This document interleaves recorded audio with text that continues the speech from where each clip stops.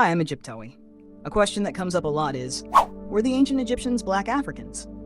The truth is, we need to look at this issue from two angles: physical features and archaeological evidence. First, if we look at the art of the ancient Egyptians themselves, we'll notice that they were very precise in distinguishing the peoples around them. Egyptians painted themselves with reddish-brown skin tones, which matches the population of the Nile Valley. At the same time, when they depicted Nubians or Kushites, they showed them with very dark skin, curly hair, and distinct African features. Libyans, on the other hand, were shown with lighter complexions and even blonde or light brown hair.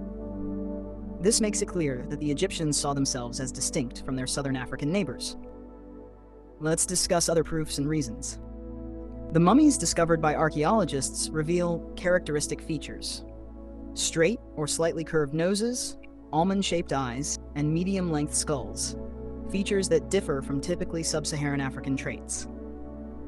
Modern genetic analysis has also shown that ancient Egyptians were more closely related to populations of North Africa and the Eastern Mediterranean than to sub-Saharan Africa. And there's another very important point. In recent years, scientists have managed to analyze the DNA of ancient Egyptian mummies, especially those found in Abu Sir el-Melek, near Fayum. The results were striking. Their genetic profiles matched very closely with those of modern Egyptians. This proves there has been clear continuity between the ancient Egyptians and the people living in Egypt today. The population wasn't replaced or completely changed, as some claim. On the contrary, modern Egyptians are the natural descendants of their ancient ancestors, with only minor genetic admixture over thousands of years due to limited migrations.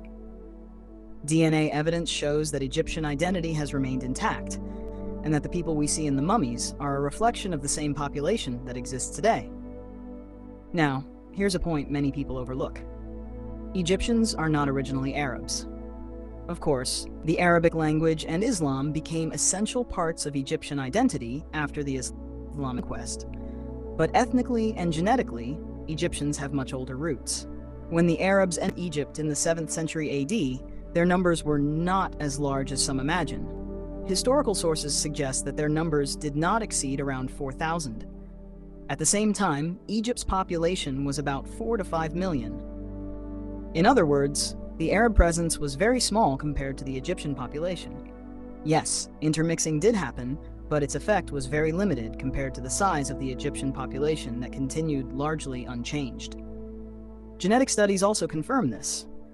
Modern Egyptians' DNA is still very close to that of the ancient Egyptians, with only a small proportion of Arab genetic influence. And of course, the question of, are Egyptians Arabs or not, is a big one, and we'll make a separate video to go deeper into it with history and facts.